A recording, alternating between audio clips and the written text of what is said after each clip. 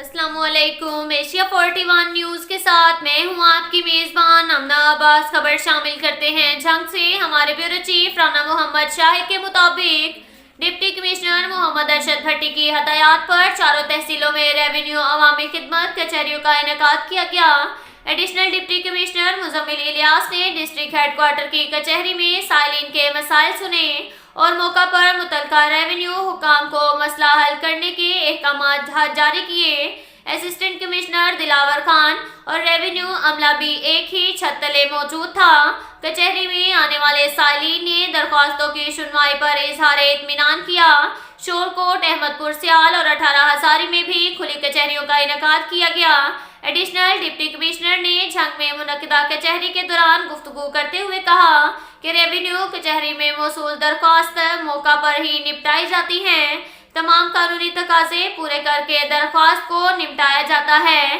तमाम रेवेन्यू ऑफिसरान को आम दिनों में भी मुकर्ररा औकात के दौरान दफातर में मौजूद रहने के अहकाम दिए गए हैं। इसके साथ ही एक और खबर शामिल करते हैं झंग से। हमारे ब्यूरो चीफ राना मोहम्मद शाहिद के मुताबिक झंग चनियोट रोड पर चनाब कॉलेज के करीब रोड ट्रैफिक हादसे की इतला पर रेस्क्यू टीमें रवाना। झंग कॉलर की इतला के मुताबिक तेज रफ्तार मुसाफिर बस चनियोट की तरफ जा रही थी और चनाब कॉलेज के करीब झंग की तरफ से आने वाले मोटरसाइकिल को सामने से हिट कर दिया। रेस्क्यू 1122 की टीम जाया हादसा पर पहुंची और रेस्क्यू ऑपरेशन शुरू किया। तसादुम के नतीजे में एक शख्स गुलाम अब्बास वल्द गुलाम फरीद उम्र 28 साल मौका पर ही जाँ बहक हो गया, जबकि एक शख्स मेहर खान वल्द नूर मोहम्मद उम्र 23 साल शदीद जख्मी हो गया।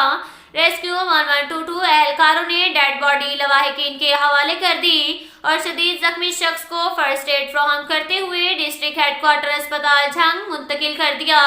अब तक के लिए इतना ही काफ़ी है। मिलते हैं अगले बुलेटिन में, हमारे साथ रहिएगा। अल्लाह हाफिज।